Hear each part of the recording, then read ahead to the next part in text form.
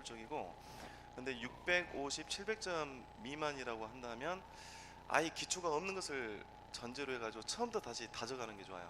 그래서 시험 영어에 있어서 여러분들이 지금까지 보았던 수능 영어 보셨을 것이고, 근데 그 수능 영어가 지금 최근 3개년 만에 엄청나게 달라져 버렸어요. 옛날 수능 영어가 아닙니다. 옛날 공무원 7급 정도 수준의 구문 독해가 나와요.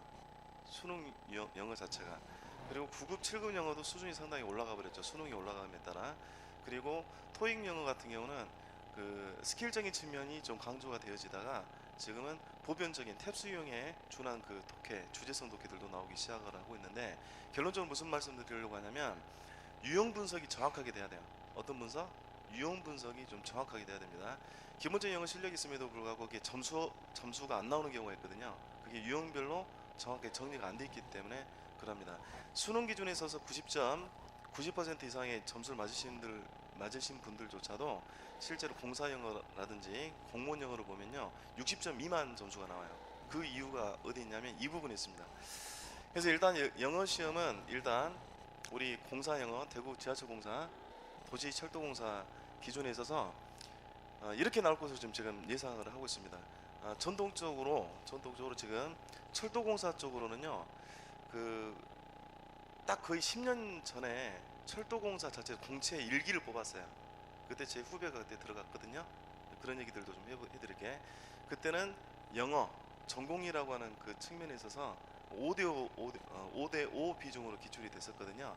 근데 지금 부산 지하철 공사를 기준으로 해가지고 어떻게 기출이 되고 있냐면 전공 문제가 50개에서 60개가 나와요. 총 100문제 중에. 그리고 상식성의 문제가 20개에서 25문제가 나오고 그 영어도 20개에서 25문제 나옵니다. 그래서 제가 지금 예측하기로는 이번에 총 100문제 중에서 전공은 50개에서 60개, 도시 지하철 공사 기준에 있어서는요. 그 상식은 20개에서 25개, 영어도 20개에서 25개 이렇게 나와요. 그래서 지금 공고가 확실히 안 났기 때문에 어떠하다라고 확실하게 말씀드리기는 좀 힘들지만, 과거 전통적으로는 각 과목별 1대 1대 1의 비중으로 나왔다면 부산 도시철도공사 그리고 대구 도시철도공사는 어떻게 나오겠다? 5대 2.5대 2.5 이 기준으로 나올 거야. 그런데 재미있는 것은 당락결정 어디서 할 것 같다? 어디서 할 것 같아요? 전공에서 될까요? 전공 망치면 끝입니다. 전공 다 잘 보는 거니까. 상식도 우리 상식으로 풀면 되죠. 별로 웃기지 않습니다. 영어예요. 영어에서 당락결정이 된다라고 보시면 돼요. 실제로 그러거든요. 그래서 제가 수업을 이끌어갈 때 어떻게 이끌어갈 것이냐면요, 아예 기초가 없다는 전제로 끌어갈 거예요. 기초가 있다 없다? 없다는 전제로. 그래서 영어도요 재미있는 것은 아예 기초가 없는 수준에서 고급적인 중고급 수준으로 단기간에 올라갈 수 있어요.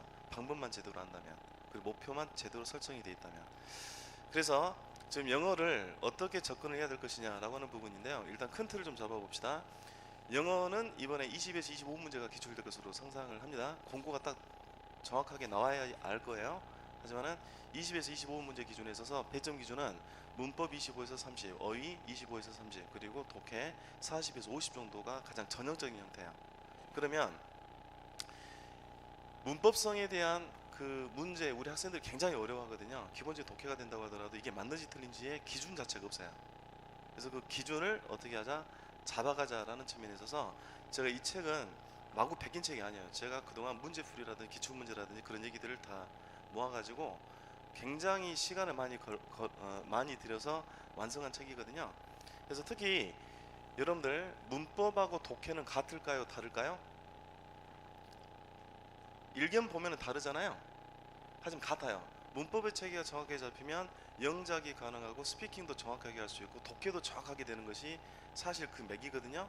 그런데 우리는 지금까지 독해 따로 문법 따로 이렇게 해왔었죠. 그래서 이 문법적인 측면을 제가 어떻게 연결하는 것을 목표로 할 것이냐면 문법과 독해를 연결할 거예요.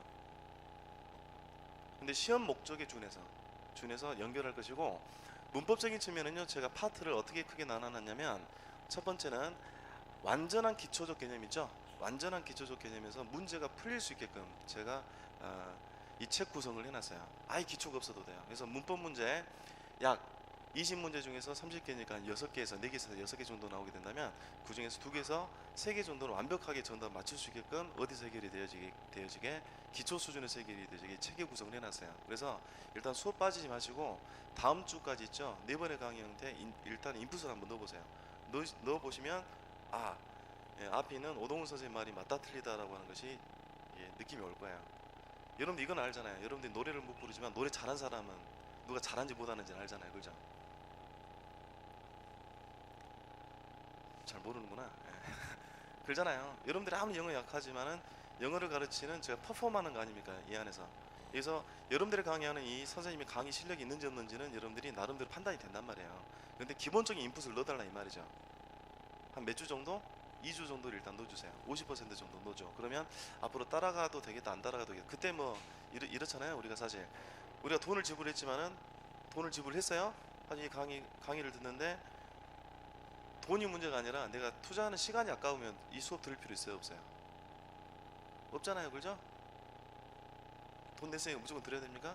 요즘 다르네. 돈 내도 이게 시간 아깝다면 안 듣는 거죠. 안 들어야지 더 낫지 않아요? 다른 데 차라리 마음 편하게 쉬어버리는 게 낫지 않을까요? 그래서 그런 강의가 안 되게끔 제가 노력을 하겠습니다. 그래서 문법적인 측면은요, 완전한 기초적 개념부터 구문의 형태를 제가 완전하게 확장을 해드리게끔 문장에 하나의 문장이라고 하는 문장론의 논리를 바탕으로 제가 계속 확장을 해드리고요. 그리고 여러분들 과거 기출문제를 보시면 가장 전형적인 문제들이 나와요. 문법성 문제. 그래서 최종 완성을 어디서 할 수 있냐면 이 문법성의 기초 개념부터 구문 독해 논리까지 연결해 해드리는 이 부분들은 인풋을 넣어주시고 나중에 단원별 문법 파트를 제가 따로 좀 구성을 해놨거든요. 그래서 여러분들 챕터를 좀 보시면요, 여러분 체험 한번 열어봅시다. 인사말 다음에 책을 들어가며의 챕터 구성을 해놨어요. 챕터 구성을 해놨는데 문법적인 측면에 있어서 기초한 문제 적용, 문장의 구조 파악, 의미 최소 단위 확장, 그리고 가짜주어, 진짜주어의 논리 형태로 제가 4가지 파트로 문법성을 완벽하게 잡아드릴 거야. 4가지 형태로 이게 잡아지거든요. 그리고 이 논리를 구문 독해 논리로 확장을 해드리고 유형별 독해의 접근 논리로 제가 확장해드립니다. 근데 지금 가장 전형적인 우리가 어떠한 종합서의 문법서를 사시더라도 약 챕터 구성이 15개에서 20가지 정도로 되어 있어요. 그 중에서도 가장 기출이 많이 되는 순서 형태로 지금 배열을 해놓은 겁니다. 공무원 그리고 공사 영어에서 가장 전형적으로 기출되는 문제들이에요. 그래서 거의 동일하게 기출돼요. 그래서 이쪽 파트는 여러분들 218페이지부터 330페이지까지 있는 이 파트는요, 여러분들 어떻게 푸시면 되냐면 시간이 있다면 푸시면 돼요. 하지만 시간이 없잖아요. 우리가 없기 때문에 어떻게 풀면 되냐면 정답을 체크하면서 왜 이게 정답인지만 확인하고 넘어가면 돼요. 그렇게 풀어도 충분합니다. 무슨 말씀인지 아시겠어요? 그래서 그런 형태로 이 단원별 문법 사항의 형태를 제가 정리를 해드릴 것입니다. 그리고 영어에 약간의 실력이 있고 독해 능력이 있는데 생활영어에 약합니다라는 분들을 위해서 생활영어 파트를 다 묶어놨거든요. 근데 생활영어는요, 걱정할 것이 없어요. 왜냐하면 생활영어는 대부분 거의 100%라고 보셔도 되겠는데 거의 100%, 90%라고 생각해요. 문맥 파악 문제예요. 무슨 문제다? 문맥 파악 문제. 근데 생활영어를 가장한 어떤 문제가 있냐면 어휘성 문제가 있습니다. 어떤 문제가 있어요? 어휘성 문제가 있어요. 그래서 이 어휘 파트를 제가 어떻게 구성을 해놨냐면 기본 핵심 어휘 형태와 그 다음에 기타의 관용 문구 형태까지 정리가 되어지게끔 제가 정리를 해놨습니다. 그게 지금 364페이지에 있는 기본 핵심 어휘군, 생활용 관련편, 그리고 어휘 기출문제 형태로 제가 구성을 해놓은 것이죠. 그리고 책 볼륨이요, 처음에 제가 요청받기는 450페이지 분량으로 좀 해주십시오라고 부탁을 받았는데 막상 가장 필요한 것들만 뽑아서 문제 중심으로 편집하다 보니까 1000페이지가 넘어가더라고요. 몇 페이지가 넘어갔다고? 1000페이지. 와. 그래서 1000페이지를 줄이는 작업을 했어요. 그 줄이는 작업을 또 일주일 또 걸렸거든요. 그래서 이렇게 줄여 놓은 겁니다. 그래서 다른 책 보지 마시고요, 영어 준비하는 데 있어서 이 책 한 권만으로도 충분할 것이다. 그래서 문제 형태는요, 지금 보시면 약 총 문제 형태가 약 1800여 문제에 가까워요. 근데 1000문제 가까이를 소화하기 위해서는 몇 주 정도의 수업이 걸리냐, 8주 정도의 수업이 걸리거든요. 그래서 이론적인 배경과 관련된 문제를 통한 이해까지 완벽하게 제가 들어가도록 하겠습니다. 알겠습니다. 그래서 우리 공부에 대한 방향성 이제 마무리합시다. 총 100문제 예상하기로는 50, 25, 25 나오든지 공고에 따라서 전공, 상식, 영어 1대 1대 1의 비중으로 나오든지 어떻게 나오든지 간에 상관없이 결국 당락 결정은 영어에서 될 수도 있다라는 얘기죠. 상당히 높습니다. 왜냐하면 전공과 상식에서는 별 차이가 안 나거든요. 영어 능력에서 상당한 많이 차이가, 점수적 차이가 날 것이다. 그래서 이 영어를 접근하게 될 때 우리가 어떻게 접근하자? 분야별로 나눴을 때 문법, 그리고 표현, 독해 형태인데 독해 중에서 구문 독해와 문법의 논리는 같다. 이걸 연결시키겠다. 하지만 모든 문법적인 논리를 다 제시할 것은 아니고 어떻게 제시를 하겠다? 완전한 기초적 개념에 있어서 문장론, 그래서 제가 하나의 문장을 보여드리는 시각과 스킬을 제가 알려드릴 거예요. 그리고 여기서 핵심적인 기초 개념의 확장, 시험에 매년 매회 거의 기출되어지는 개념이 있다면 그게 가짜 주어, 가짜 목적어 관련된 구문이거든요. 거의 매년 매회 기출돼요, 실제로. 그래서 가짜 주어, 가짜 목적어 논리 형태까지 4개 파트 형태의 문법적인 논리를 제대로 수업을 들어주십시오. 그러면 하나의 문장 바라보는 시각이 완벽하게 열릴 것이다. 그리고 제가 좀 강조해드리고자 하는 것은 유형별 독해 형태는 크게 3가지 유형밖에 없는데 이 유형별 독해에 읽는 스킬을 알려드릴게요. 즉 무슨 말이냐면 전혀 독해 능력이 없어요. 무슨 말이냐? 글을 읽어가는데 주어도 못 찾겠고 동사도 못 찾겠고 소위 얘기하는 뭐 목적어나 뭐 보어나 이런 것도 전혀 못 찾겠어. 하지만 기초적인 단어 능력만 있으면 무엇이 되게끔 독해가 되게끔 그 스킬을 알려드릴게요. 그래서 이 스킬적인 측면의 논리 좀 기대를 좀 하시고 약간 어려울 수도 있어요. 이걸 좀 기대를 하십시오. 그래서 이제 본격적인 수업을 들어가기 앞서 가지고 약간의 여담 한 다음에 바로 기초적 개념의 수업 바로 들어갈게요. 우리 시간이 금이니까. 최근 영국에서 그 고등학생인데요. 17살이니까 우리나라로 18, 19살 정도 됐을 거예요. 그 친구가 뉴스 검색 앱을 만들었죠. 그 얘기 한번 들어보셨나요? 근데 그 뉴스 검색 앱이 어떤 형태냐면 저도 이제 컴퓨터 프로그램은 자주 모르지만은 그 시스템적인 측면 약간은 이해를 하고 있거든요. 방대한 양의 하나의 기사가 뜨면 엄청난 양의 기사가 뜨잖아요. 엄청나게 많은 양이. 그래서 한 주제에 따르는 기사의 내용이 아마 아주 유명한 기사 주제라면 보통 100페이지 이상의 기사가 뜰 거예요. 그죠? 근데 이것을 어떻게 하죠? 이걸 요약을 해버려요. 어떻게 요약을 할 수 있을까요? 프로그램 만든 거죠. 어떻게 요약을 했을까? 예, 이 요약하는 기술은요, 이 부분이에요. 반복적인 단어들 있죠. 반복적으로 이어지는 단어들 다 없애버린 거예요. 그리고 하나로 묶어버리고, 그리고 서술어, 이다하다라고 우리말적인 번역이 되지는 그 논리를 다 묶어가지고요. 핵심적인 키워드 형태에 있어서의 중요한 것과 중요하지 않는 것들 있죠. 그런 것들 배열해가지고 자체 프로그램에서 영작할 수 있게끔 하는 그 앱이에요. 엄청난 앱이죠. 그래서 구글에서 또 이 비슷한 앱을 개발하긴 했는데 이 고등학생이 개발한 앱만큼의 성능은 안 돼. 그래서 야후에서 얼마에 이걸 샀다 하더라? 300억 달러에서 300억 우리나라도 300억 원에 샀다고 하죠. 그럼 3천만 달러 이상인데. 그래서 제가 여러분들의 독해 스킬적인 측면을 가르쳐 여러분들이 제시드리고자 하는 것은 어떤 부분이냐? 이 부분 제시할 거예요. 하나의 문단이라고 해서 하나의 문장의 결합이거든요. 그럼 여러분들이 읽는 문단의 논리는요, 7문장에서 10문장을 안 넘어가요. 그럼 7문장에서 반복적인 단어들이 나올 거예요. 그것은 어떻게 한다? 그렇죠. 처음 나온 것들만 기억하고 나머지는 기억하지 않고 나머지 연결만 하시면 하나의 문단 10개 문장이 하나의 문장으로 정리가 가능해요. 그 스킬을 제가 알려드릴게요. 이게 나중에 영어를 진짜 잘할 수 있는 비결 중에 하나가 되집니다. 예, 첫 시간이다 보니까 약간은 좀 긴장이 좀 됩니다. 그래서 여러분들 6페이지 내용을 한번 가보세요. 6페이지 내용부터 OT 개념에 있어서 기초적 개념 형태로 좀 확장을 좀 해드리도록 하겠습니다. 그리고 여러분들이 제가 시계를 안 갖고 왔어요. 그래서 수업 시간이 50분을 넘어가면 선생님 수업 시간 끝났습니다 이렇게 좀 사인 좀 해주시면 다음 시간에는 저기 시계가 있네요 하도록 하겠습니다. 그래서 6페이지를 보시면은 공부 방향과 기출문제 분석이라고 해놨는데요, 목표에 준한 기준을 만들어라고 제가 해놨어요. 그래서 이렇게 3가지 영역으로 보시면 되겠습니다. 어법, 어휘, 독해적인 측면 3가지 영역으로 나누셔가지고 여러분들 시험 보기 위해서 어디까지 정리를 해야 되는지를 정확하게 체크를 해주셔야 돼요. 그래서 여러분들에게 새로운 시각을 제가 알려드릴 텐데 어떤 부분이냐면 독해적인 측면으로 한번 가보십시오. 독해적인 측면 가보시면 끊어읽기라고 되어 있죠. 끊어읽기 좀 체크해 놓으시고 하나의 문장의 논리를 핵심적인 어구 형태로 끊어읽는 스킬을 알려드리도록 하겠습니다. 이 논리는 어떤 논리로 연결이 되어진다? 예, 문장의 어법의 논리로 연결이 되어집니다. 오케이. 그런데 끊어읽기 논리 중에서 문단 독해라고 써져 있잖아요. 그죠? 이 부분의 논리가 무엇이냐면 이런 부분입니다. 그래서 7번 한번 봐보시면, 그래서 독해적인 측면부터 좀 설명을 좀 해드릴게요. 독해라고 하는 것은 크게 2가지 독해로 구분할 수 있습니다. 하나의 구문의 독해다라고 하는 것은 하나의 문장의 독해라는 얘기죠. 그리고 문단 독해라고 하는 것은 우리가 또 다른 말로 단락 독해, 문장들의 모임의 단락을 우리가 문단 독해라고 하게 되거든요.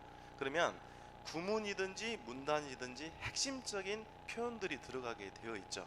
그래서 하나의 문장에 있어서의 가장 핵심적인 표현이라고 하면 문장에 이다하다라고 하는 번역이 되어지는 동사를 바탕으로 동사를 바탕으로 우리말적 번역에 있어서 무엇을, 누구에게 무엇을, 어떠한 상태로, 그리고 육하 원칙에 있어서의 언제, 어디서, 어떻게, 왜 등에 대한 논리 형태가 나오지 않겠어요? 그래서 동사 플러스 알파라고 제가 지칭하게 되는데, 이런 서술어를 중심으로 무엇이 나오게 됩니까? 반드시 행위, 주체, 주어가 나오게 되죠. 그래서 하나의 문장은 주어 서술어로 구성이 되어져 있는데, 이 주어 서술어의 논리가 좀 복잡해집니다. 그 이유는 주어 앞, 뒤, 그리고 문장 마지막에 무엇인가가 끼어 들어가게 되죠. 그 논리를 우리가 포괄적으로 수식하는 말이라고 합니다. 그래서 하나의 문장은 무엇으로 구성이 됐다? 서술어, 주어, 수식어. 이렇게 한번 읽어보세요. 시작. 서술어, 주어, 수식어로 구성이 되어 있어요. 그래서 여러분들은 어떤 논리에 강해지셔야 되냐면, 동사를 바탕으로 한 논리에 이제 강해지셔야 돼요. 동사 하다, 했다. 그러면 누가, 무엇을, 언제, 어디서, 어떻게, 왜, 그리고 기타 등등의 수식의 논리 형태. 그래서 주어, 서술어, 수식어의 시각, 이 세 가지로 본다면, 하나의 문단의 논리는요, 어떤 사람이 글을 쓴다는 얘기는 그 목적 자체가 무엇이냐면 주장을 하거나 설명하고자 하는 것이죠. 무엇을 하고자 한다? 주장하고자 하거나 설명하고자 하는 것이죠. 이것을 포괄적으로 우리가 뭐라고 하냐면 주제라고 합니다. 뭐라고 한다? 주제. 그런데 글이 처음 시작하게 될 때 바로 주제부터 나오는 경우도 있지만 그렇지 않는 경우가 있죠. 그래서 여러분들이 누군가를 만나서 목적이 친구에게 돈을 빌리려고 해요. 그러면 만나자마자 친구에게 야, 돈 있냐? 이렇게 물어볼 수는 없잖아요. 너 돈 있니? 물어볼 수 없죠. 어떻게 얘기를 해야 됩니까? 야, 너 얼굴 좋다. 무슨 좋은 일 있니? 이렇게 얘기를 끌어가야 되지 않습니까? 이런 논리성을, 주제를 끌어가기 위한 하나의 수단의 형태를 우리가 뭐라고 하더라? 소재라고 그래요. 무엇이라고 한다? 소재라고 합니다. 그래서 이 소재 주제 논리를 통해 가지고, 그러면 예를 들어서 주제에 대한 주장하고자 하는 이야기를 했으면 이것에 대한 근거를 제시를 해야 되겠죠. 예를 들면 아주 쉽게 돈 있니? 돈 좀 빌려줘. 얘기를 했어요. 그러면 어떻게 갚을 건데, 어떻게 쓸 것인데, 이런 얘기를 해줘야 되지 않겠습니까? 그지? 이런 것들을 우리가 뭐라고 하냐면 상술이라 그래요. 뭐라 그래? 상술. 서포트 논리, 서포트라고도 하고 상술, 부연 설명이라고도 얘기를 하게 됩니다. 그러면 하나의 글은요, 무엇으로 구성이 되냐면 방금 보시다시피 주어, 서술어, 수식어로 구성이 됐듯이 하나의 문단도 무엇으로 구성이 된다? 소재, 주제, 상술의 논리로 구성이 되는 거예요. 무엇으로 구성이 돼? 소재, 주제, 상술로 구성이 되어지는 것이죠. 그래서 이러한 논리를 여러 가지 그림으로 제가 여러분들 머리에다가 탁탁탁 하나하나씩 제가 박아드리도록 하겠습니다. 하지만 이 글이라고 하는 것은 발췌한 글이잖아요. 발췌를 한 것이죠. 그래서 발췌를 하다 보면 소재성의 논리가 없을 수도 있고 주제성의 논리가 없을 수도 있어요. 하지만 어떤 논리는 없을 수가 없다? 상술. 그래서 어떤 글이 좀 어려워질 수 있냐면 상술의 논리를 바탕으로 주제를 추론해달라는 문제가 약간은 어려워질 수도 있겠죠. 됐습니까? 그래서 제가 그 끊어있기라고 하는 논리성에서는 제가 어떤 부분을 끊어있게끔 해드릴 것이냐면 주어, 동사, 그리고 수식어의 논리, 그리고 문단 독해에 있어서는 끊어있기 논리에 있어서 소재, 주제, 상술에 대한 끊어있기 논리. 그래서 하나의 문장을 보면 주제가 탁 뜨는 그 수준까지 갈 수 있게끔 제가 가지고 있는 모든 노하우를 총동원해 가지고 여러분들에게 제시를 해드리도록 하겠습니다. 그래서 우리가 이제 유형별 독해라고 하는 것은요, 주제성, 이 글의 주제가 무엇입니까? 그리고 세부 사항이 무엇입니까? 이걸 바탕으로 추론해 주십시오. 세 가지 유형의 문제밖에 없는데 이것을 제가 11개의 논리로 묶어놨어요. 그래서 그 논리를 제가 여러분들에게 계속 소개를 해드리도록 하겠습니다. 그래서 어법으로 가보시면요, 어법으로 가보시면 구조, 동사, 연결사, 준동사, 용법, 한정사, 대명사, 형용사, 부사 이렇게 표현이 되어 있잖아요. 그렇지? 그러면 토익 수준에서는 기출이 안 되는 수준의 아주 깊이 있는 문법성 문제가 공무원과 공사 수준에서 나오거든요. 재밌습니다. 그래서 문법적인 논리는 여러분들이 어떤 시각으로 제가 제시를 해드릴 것이냐면, 일단은 이제 원론적인 설명의 형태가 되기 때문에 일단 약간은 지루하더라도 좀 들어보십시오. 문법이라고 하는 시각은 크게 두 가지 시각으로 보셔야 되는데, 어떤 시각이냐, 그것이 첫 번째는 구조라고 하는 이름으로 설명하는 논리야. 구조. 두 번째는 개별적인 단어의 용법이다, 그리고 혹은 표현이다 라고 이렇게 정의하는 이 두 가지 시각으로 문법의 논리를 정의를 해 주셔야 됩니다. 근데 우리 학생들이 문법 하게 되면 그냥 무조건 외우고 이걸 때 이거다 이런 식으로 가려고 하거든요. 그러다 보면 이걸 땐 이거다 라고 외웠던 부분을 시험장에서 적용하게 될 때는 배우던 선생님을 그리워하면서 감사해 하죠. 왜? 배웠으니까 그렇게 보이거든요. 보이기 때문에 그렇게 찍었는데 나중에 정답을 확인해 보면 그게 정답이다 아니다 아닌 경우가 허다해요. 근데 시험 문제 볼 때는 선생님 감사해요 사랑해요 딱 푸는데 나중에 점수 확인해 보면 입에서 욕이 나오죠. 어떻게 나오죠? D뿔, E뿔, C뿔 이렇게 욕이 나온단 말이죠. 그래서 그러한 우를 우리는 범해서는 안 된다라는 측면에 있어서 여러분들이 정시간이 없어가지고 찍을 수밖에 없는 상황도 가정을 해야 되거든요. 그래서 찍을 수밖에 없을 때 확률이 높은 찍기 요령도 알려는 드릴게요. 하지만 어떤 시각으로 보셔야 되냐면 구조라고 하는 것은 동사를 바탕으로 주어 동사의 논리 형태 그리고 연결사라고 하게 되거든요.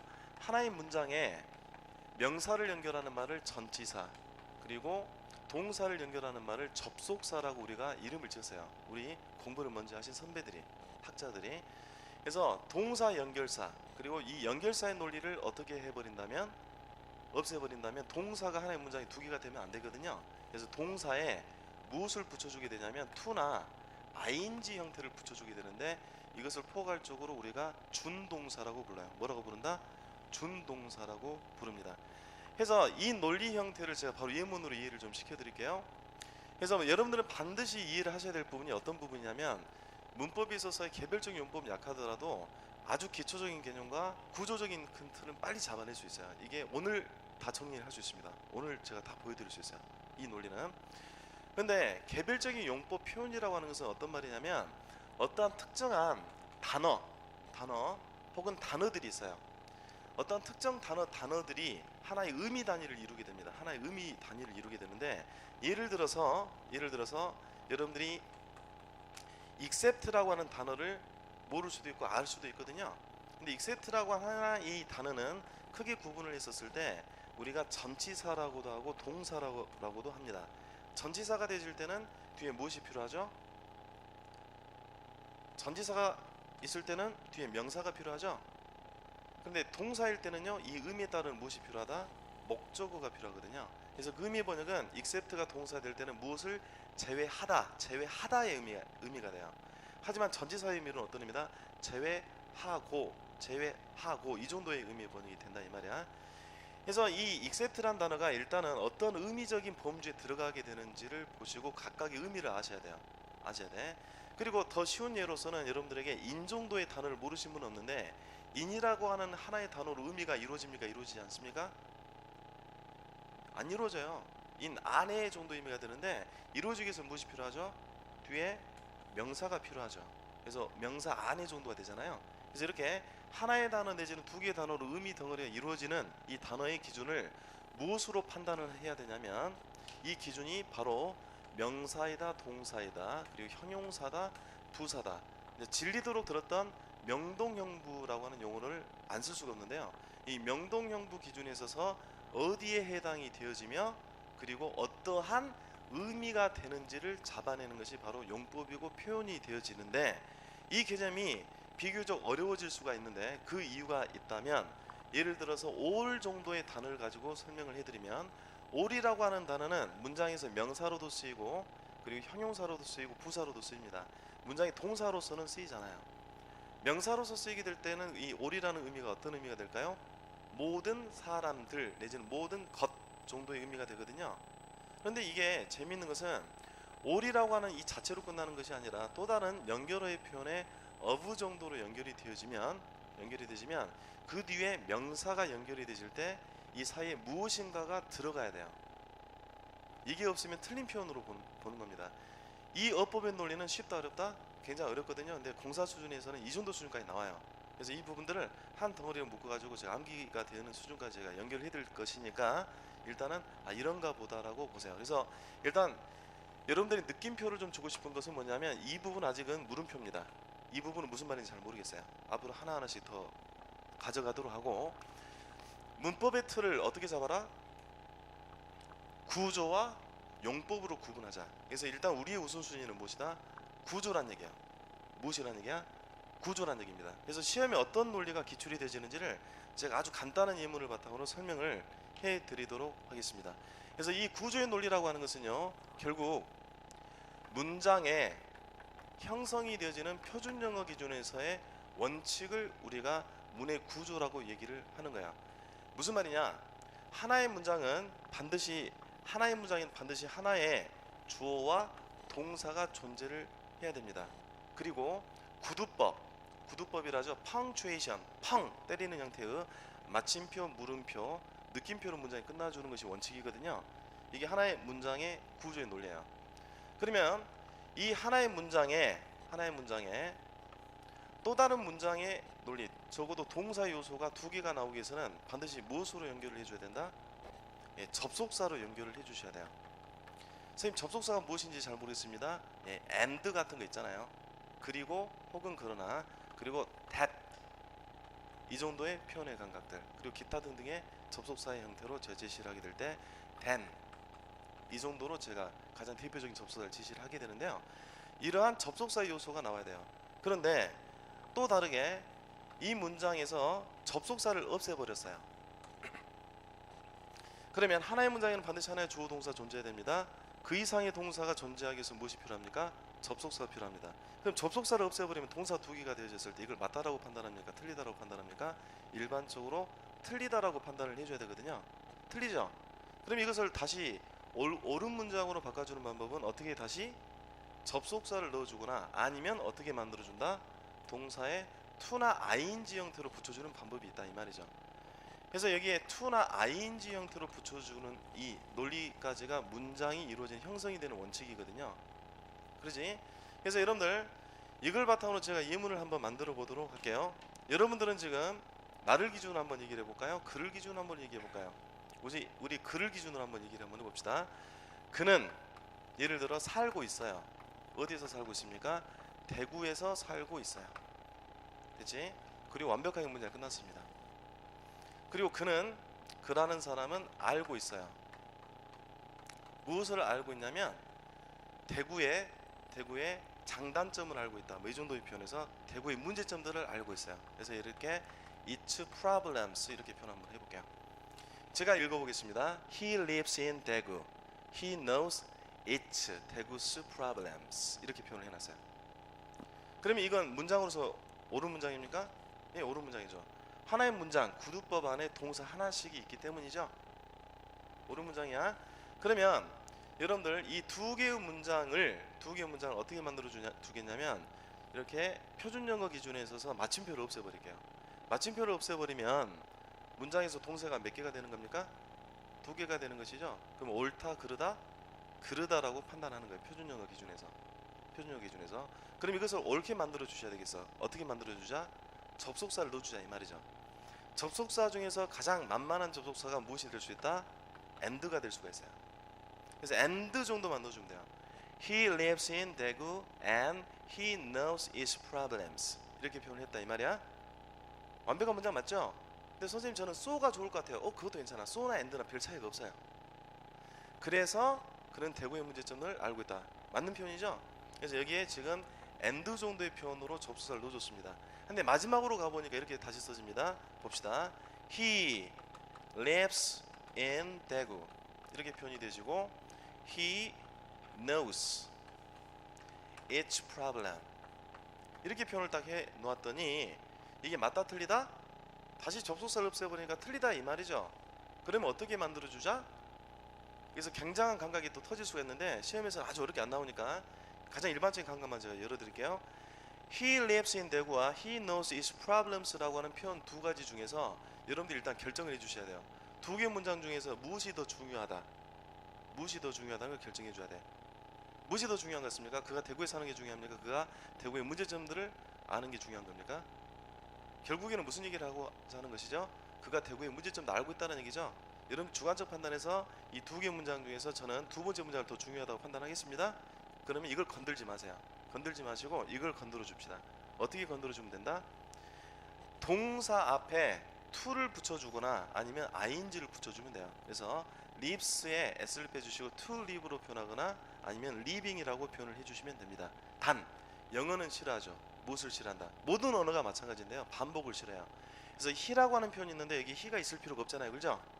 여기 뒤에 있는데 그래서 이 he라고 하는 표현을 없애주시면 완성된 문장이 나오게 되죠. 그래서 크게 두 가지 형태가 나오게 됩니다. To live in Daegu, he knows its problem 이라는 표현이 있고 living in Daegu, he knows the problems라고 하는 표현이 나오게 될 것이죠. 그러면 이 둘 중에 하나를 골라 주십시오의 문제는 소위 도시공사 공문 수준의 9급 정도 수준에까지 문제 수준을 넘어가기 때문에 안 나와요. 근데 7급 이상은 나오거든요. to라고 하는 이 개념은요, 미래지향적이에요. 그리고 ing는 과거지향적인 표현입니다. 한 번은 들어보셨을 수도 있어요. 한 번은 지나가다가 아무리 영어를 싫어했다고 하더라도. 그럼 이 사람은 지금 미래에 대구에서 살 것입니까? 아니면 지금 과거에서 현재, 현재에서 과거 살고 있는 겁니까? 살고 있는 것이죠? 그럼 to를 쓰셔야 되겠어요? ing를 쓰셔야 되겠어요? ing를 써야 돼요. 이것조차도 어려울 수 있어요, 처음에는. 근데 다시 한번 설명해 드릴 테니까. 그래서 미래지향적인 논리는 문맥에서 아니기 때문에 어떻게 표현한다? ing로 표현을 해주시면 돼요. 그래서 living in Daegu, he knows his problems로 문장이 완성이 되는 것입니다. 이게 바로 뭐예요? 아주 간단한 예로서 설명한 바로 구조의 논리예요. 이 구조의 논리에서 대부분 문법적인 문제가 완벽하게 해결이 됩니다. 기초적 개념하고. 그러니까 걱정하지 마세요. 2시간 이내에 제가 이거를 다 잡아드리도록 할 테니까. 됐습니까? 그래서 일단 첫 번째 시간에 공부에 대한 방향성에서 좀 장황한 선생님이 먼 곳에서 이렇게 버스 타고 오느라고 많이 지쳐 있기도 하고, 두 번째가 약간 더 밝은 모습으로 인사드릴 수 있을 것 같은데, 다시 한번 정리. 우리가 합격 당락을 결정한 영어를 정복하게 될 때 좀 전략을 세우자라는 얘기죠. 그래서 영역별로 3가지 영역으로 나누자 이 말입니다. 처음에 독해를 먼저 설명해 드렸어요. 독해 비중이 가장 크니까. 근데 독해라고 하는 부분은 구문의 독해와 문단의 독해로 나눠서 제가 어떻게 잡아드리겠다? 강의 아직 안 들어갔습니다. 어떻게 잡아드리겠다? 하나의 문장에 있어서는 주어, 서술어, 수식어의 3가지 개념을 바탕으로, 그리고 하나의 문단에 있어서는 소재, 주제, 상술이라고 하는 3가지 논리를 바탕으로 완벽하게 잡아드리겠고, 지금 영국에서 개발한 17살, 19살 그 소년이 개발한 그 앱의 그 특징적 개념을 독해에 한번 적용 한번 해보겠다. 키워드 중심의 독해. 기대하셔도 됩니다. 그 얘기를 한 거야. 그리고 두 번째, 독해적인 측면을 어디로 연결하자? 문법으로 연결하자. 문법과 독해가 다르지 않다는 얘기야, 실제로. 근데 이런 얘기를 굉장히 우리 수험생이 싫어하거든요. 그냥 이거면 이거, 저거면 저거 이렇게 좀 해주시고 이렇게 포괄적 가르치려고 합니까? 그게 아니에요. 이런 시각을 가지셔야지 나중에 확장이 돼요. 확장이 되기 때문에 문법적인 측면은 지금 여러분들이 한 번도 듣도 보도 못한 얘기를 제가 하고 있을 수도 있는데, 이게 바로 미국 표준 영어예요. 이게 바로 무슨 영어다? 미국 표준 영어 기준이거든요. 그래서 미국 가보시면 영어를 배울 때 1, 2, 3, 4, 5형식의 논리책이 안 가르쳐요. 1, 2, 3, 4, 5형식의 논리책에는 엄청나게 단순한 명사의 자리 감각입니다. 그 엄청나게 쉬운 개념이에요. 그거 안다 모른다 해서 영어가 되고 안 되고가 아니라, 진짜 중요한 것은 무엇이다? 문법의 체계에서 구조와 표현으로 나눠서 구조의 체계를 빨리 잡으셔야 되는데, 지금 여기에 약 100여 명 정도의 수험생이 여기 앉아 계시는데 200명 정도 되나요? 그 중에서 한두 명만 빼놓고 다 이해하셨어요, 제가 봤을 때. 그래서 어떻게 이해를 하시냐면, 이게 문장 형성 원칙입니다. 문장 형성 원칙이란 가장 기초적으로 하나의 문장에 반드시 하나의 주어와 동사 존재해야 됩니다. 그 이상의 동사 존재하기 위해서는, 즉 2개 이상의 동사 존재하기 위해서 원칙적으로 무엇이 필요하다? 접속사가 필요합니다. 접속사를 생각하게 될 때 2개 문장 중에서 무엇을 선택하자? 중요한 문장을 선택하고, 그건 건들지 마, 중요하니까. 나머지 상대적으로 중요하지 않는 문장은 어떻게 하자? 건드려주자. 어떻게 건드려주자? to나 ing로 건드려주자 라는 얘기죠. 그리고 하나 고려할 사항은, 같은 게 있으면 어떻게 하자? 같은 게 있다면 생략을 해줍시다 라고 하는 부분입니다. 그래서 이게 바로 그 유명한 어떤 구문이죠? 분사구문이에요. 무슨 구문? 분사구문이잖아요. 그래서 여러분들 시각은 이제 어떤 시각을 가지시면 되냐면, 이 정도의 시각을 가지시면 됩니다. 봅시다. 이게 문장의 주어죠. 이게 동사죠. 이게 목적어죠. 그리고 보호라고도 하죠. 용어적 정의를 어떻게 하냐에 따라 다른 겁니다. 목적어나 보호나 같은 개념이에요. 저는 구분하지 않습니다. 그래서 제가 알파라고 표현하거든요.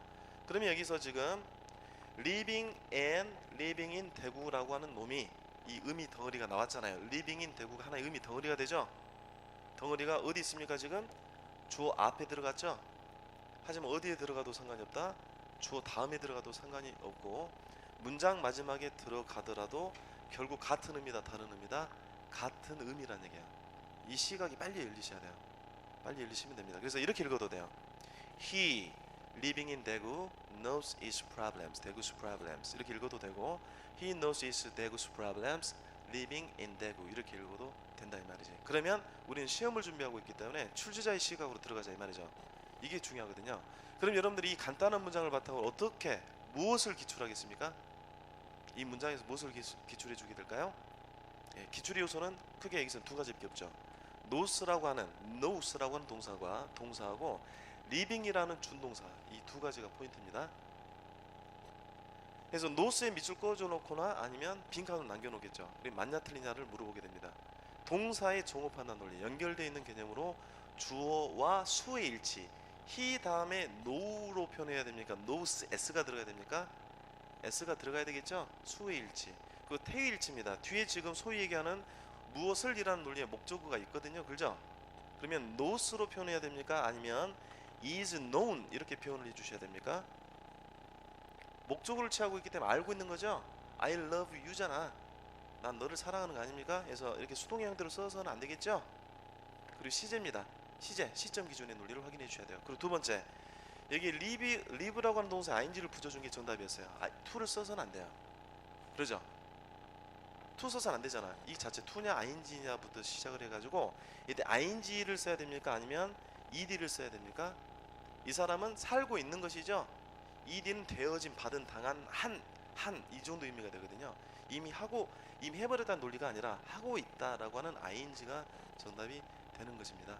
그래서 동사와 관련된 내용에 있어서는 제가 이론적인 배경부터 문제 적용까지 제가 철저하게 무장을 시켜드릴 것입니다. 그래서 첫 번째 시간에서는요, 지금 보시면 독해적인 측면과 문법적인 측면을 연결하면서 구분해서 특화시켜서 이론적인 배경 네 가지로 구분해서 제가 확실하게 특화시켜서 가겠다. 그리고 어휘적인 측면은요, 우리가 일일 동강을 들으시지 않는 분들이라면 일일 5시간 수업에서 1시간 정도 제가 어휘로 따로 뺄게요. 어휘로 1시간 어휘성 강의로 저 해드리겠습니다. 마지막 시간 형태를 제가 선택을 할게요. 기출문제 형태는요, 지금 시중에 나와 있는 모든 참고서와 그리고 카페상에서 나와 있는 복원 문제 형태를 거의 100% 올린 거거든요. 최근 도시철도공사 기출문제가 많이 복원이 안 됐어요. 그리고 거의 우리 철도공사 자체가 10여 년 전에 딱 한 번 시험이 있고 없어버렸거든요. 철도공사도 마찬가지. 부산 기준에 있어서 작년, 재작년, 그재작년 있고 없었잖아요. 그죠? 그래서 기출문제 풀이 많이 없는데 모든 기출문제 풀 여기다 집어넣어 놓았습니다. 그래서 이 부분들은요, 앞으로 하나하나씩 가시면서 해결이 될 부분이니까 그런데 이 부분들 기출문제를 제가 분석해 가면서 이 책이 완성이 됐거든요. 방향성. 그래서 어떤 부분에 우리가 좀 강점을 좀 가져야 되겠냐면, 제가 이렇게 설명을 해드렸습니다. 완전한 기초적 개념만으로도 문법 문제가 어떠한 형태로 몇 개가 나오든지 50% 이상의 문제를 맞출 수 있게끔 제가 책을 구성을 했어요.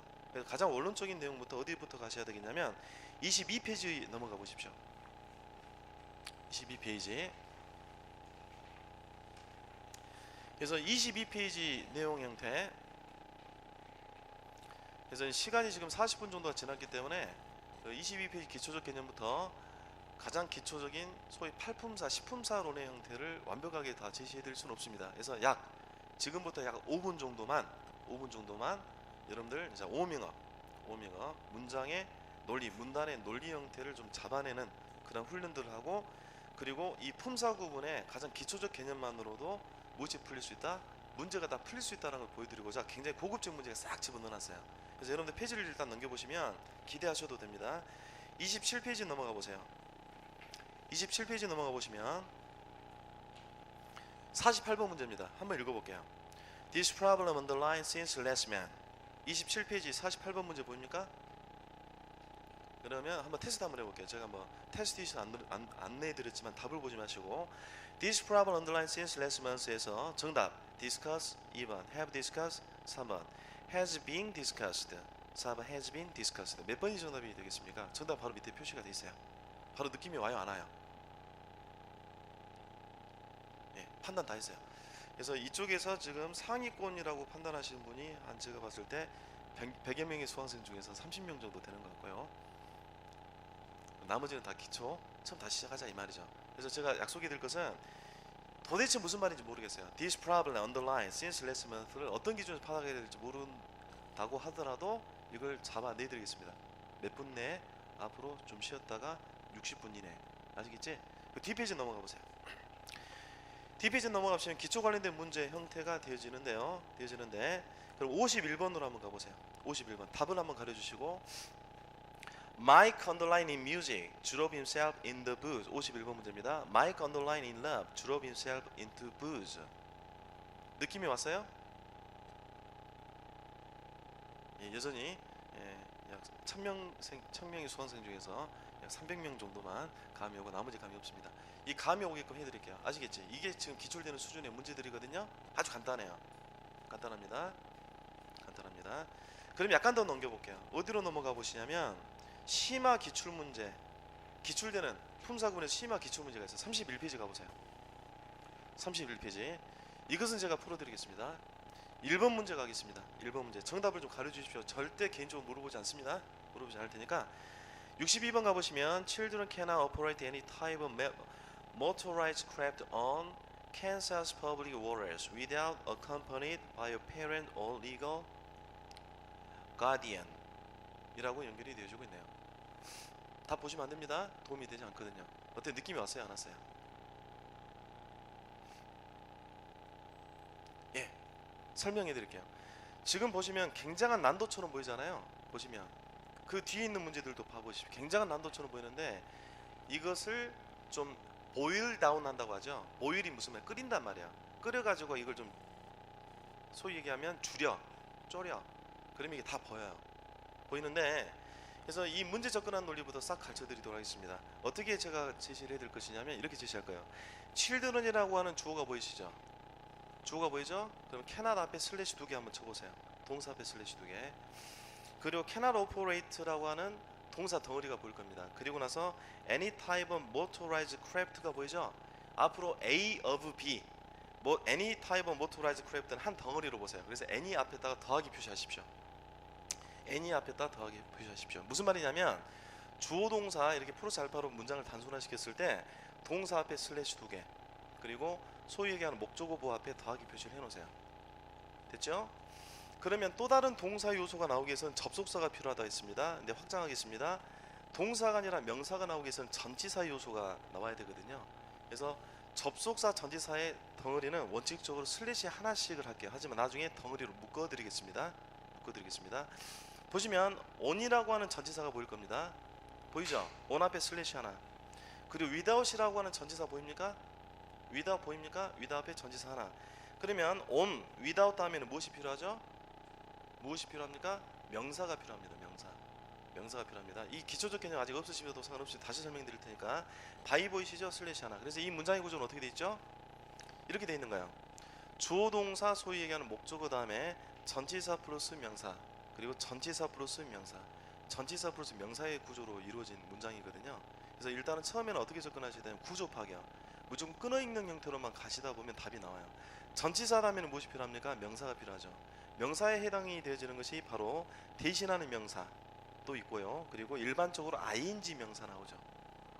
이것을 넘어가는 것이 있다면 WH 형태까지는 여러분들 기억하시면 되는데 이걸 넘어가는 것들이 있어요. 투동사 형태도 나오고 기타 등등의 형태는 일단은 표현으로 정리하시면 되고 답이다 아니다? 아니다라고 정의를 하시면 돼요. 그래서 전치사 다음에는 무엇이 필요하다? 명사, 대명사, ing, WH가 필요하거든요. 명사, 대명사, ing, WH. 그런데 지금 보시면 without 다음에 무엇이 나와 있나요? accompanied 형태 동사 ed가 나와져 있죠? 그러면 맞다 틀리다? 틀리다는 얘기죠. 무엇을 틀렸다라고 판단하셔야 됩니까? without이 틀렸다고 판단을 해주셔야 되는 것입니다. 무슨 말씀인지 아시겠죠? 아시겠지? 그래서 이러한 기초적인 고급 문제 형태를 제가 묶어봤어요. 그러면 이게 막상 기출되면 여러분들 막상 기출되잖아요. 연습하지 않고 들어가면 이런 문제 다 틀려버려요. 제가 기출문제 철저하게 분석해 본 결과 문법성에서 약 30%에서 40%가 기초 의미 단위 구문 문제가 이런 것들이 나와요. 이것만 연습해도 문법성 몇 퍼센트 해결할 수 있다? 그렇죠. 50% 가까이 해결할 수 있어요. 믿으셔야 됩니다. 아시겠죠? 그러니까 절대 어렵게 생각하지 마세요. 번역할 필요도 없어요. 문법성 문제는. 그래서 오늘 일단 시간별로 마지막 3분 정도 남았는데 22페이지 내용 있죠? 22페이지 내용 일단 워밍업 정도로 제가 기초와 중급 정도의 수준으로 제가 구분을 좀 해놨는데 문제 워밍업 일단은 한번 해보도록 하겠습니다. 처음부터 끝까지 한번 읽어볼게요. 22페이지입니다. A young artist in London was very poor. His name was not well known and it was very difficult for him to make a living. When he returned home one evening, he saw an old robber. Old robber was searching his cupboard. The robber was greatly surprised when he saw the artist. He was much more surprised since the artist did not shout. The artist gave Robert smiled while he was sitting down quietly and said, "Such my dear old man, and I hope you'll have good luck. If you find anything in my cupboard, you are much cleverer than I am." 이라고 연결이 되어져 있네요. 그러면 이거는 감으로 해결이 돼야 돼요. 아시겠죠? 그래서 바로 문제에 들어가도록 하겠습니다. 도둑을 보고 화가 한 생각으로 안 만든 것은 무엇입니까? 이 정도가 돼야 되는데요. 고개를 좀 끄덕 걸어주셔야 됩니다. 맞히셨다면. 도둑의 머리가 좋은지 나쁜지 궁금했다. 도둑을 보고 화가 한 생각입니다. 도둑이 자신의 그림을 훔칠까 매우 불안했다. 도둑이 자신의 생명을 노릴까봐 몹시 두려워했다. 가진 것이 없었으므로 걱정하지 않았다. 정답은요? 예, 4번이죠? 대단한 실력입니다. 그러면 여러분들 도시철도공사 시험 문제에 있어서 만점 가까이 나올 수 있어요. 농담이 아니라 어휘적인 측면만 보충한다면. 선생님 정신 없었습니다. 그렇죠. 아무리 쉬운 글도요 집중하지 않으면 답이 안 나와요. 그런 측면이고, 그러면 제가 중급이라고 표현해놨잖아요. 중급이라고 표현해놨잖아요. 그 부분 한번 빠르게 들어가도록 하겠습니다. 중급 빠르게 들어가도록 할게요. A young artist whose name was not well known in London was very poor. 그럼 우리 초급으로 기초로 가보시면 문장 보십시오. A young artist in London was very poor. His name was not well known. 이걸 제가 묶어버린 거거든요. 묶어버렸죠? 그러니까 약간 어렵게 느껴지는 거야. 보시면 젊은 예술가, 런던에 있는 젊은 예술가가 매우 가난했습니다. 이걸 누가 복해 못하겠냐 이 말이에요. 우리가 아무리 영어 약하지만 I love you, you love me, I'm rich, I have money, I want to marry you, please. 뭐 이렇게 이거 다 알잖아. 이것도 어렵네요. 예, 좀 빠르게 웃겨볼래 했더니 빠르게는 절대 못 웃기겠더라고요. 좀 천천히 웃겨야지. 그런데 재밌는 것은 young artist whose name was not well known이 딱 들어가 버렸잖아. 들어간 순간에 어떻게 되죠? 복잡해지죠 머리가. 그래서 문제가 이거란 말이에요. 그래서 어떤 차이를 좀 아셔야 되냐면 이 문장이 절대 고급 문장이 아니라 이 말이에요. 기초 정도 수준의 문장을 이해하셨다면 이것도 이해를 해야 돼요. 근데 안 된단 말이죠. 안 된단 말이야. 그래서 이 스킬을 좀 알려드릴게요. 어떤 스킬을 제가 알려드릴 것이냐면 이제 가지치기 스킬이거든요. 구문독해 끊어읽기 논리로 들어가겠습니다만, 일단은 1차적으로 이렇게 기억하세요. 동사 was가 보이죠? was 앞에 슬래시 2개, 그리고 두 번째 쪽에 was 보이죠? was 앞에 슬래시 2개. 그래서 이것은 100% 논리가 아닙니다. 완성을 제가 나중에 시켜드릴 텐데, 동사가 일단 2개가 보이면 이건 100% 논리가 아니에요. 동사 2개가 보이면 동사는, 문장의 동사는 첫 번째다 두 번째다? 두 번째다라고 판단하세요. 몇 번째다? 두 번째다. 그래서 문장의 주어가 되는 young artist부터 그 다음부터 두 번째 was까지 가로 열고 닫고 하십시오. 무슨 말씀인지 아시겠습니까? 그걸 버려버리세요. 나머지를 어떻게 하자? 버려버리고 읽자라는 얘기죠. 글이 대음만 파가면 되기 때문입니다. 그리고 and부터 들어갑니다. And it was very difficult for him to make a living. 보이시지? 됐습니까? 그래서 제가 왜 이 예문을 예시하는 거냐면 이 문장조차도 어려울 수 있거든요. 그렇다라고 하더라도 되게끔 제가 구성을 해놨어요. 이 책을요. 뒤에 문법 파트, 가짜 주어, 가짜 목적어 파트를 부각시켜서 해놨기 때문에 전혀 걱정할 필요가 없습니다. 그리고 when returning home one evening이라고 써져 있잖아요. 그죠? 그런데 우리 기초 예문 가보세요. When he returned home one evening이 어떻게 바뀌었습니까? when returning으로 줄여버렸죠? 줄여버렸잖아. 이 원리 원칙 다 정리될 것입니다. 오늘 내일 중으로. 그리고 he saw a robber searching his cupboard로 제가 표현해놨어요. 중급 위에서 네 번째죠. he saw a robber searching his cupboard. 근데 위로 가보세요. 기초 예문은 제가 어떻게 표현해놨습니까? when he returned home one evening he saw a robber. The old robber was searching his cupboard로 독립적인 두 개 문장을 구분해놨죠. 지금 이게 분사 형태로 묶어놓은 것이거든요. 이런 것들, 그러니까 아무리 구문이 어렵다고 하더라도 키워드만 잡아내면 돼요. 그래서 여러분들 기초 문장은 굉장히 쉽게 받아들이는데 중급에 있어서 약간 이렇게 문장을 좀 꼬아놓으면 어렵게 받아들인단 말이에요. 여기서 단어 수준 약간만 올라가 버리면, 그래서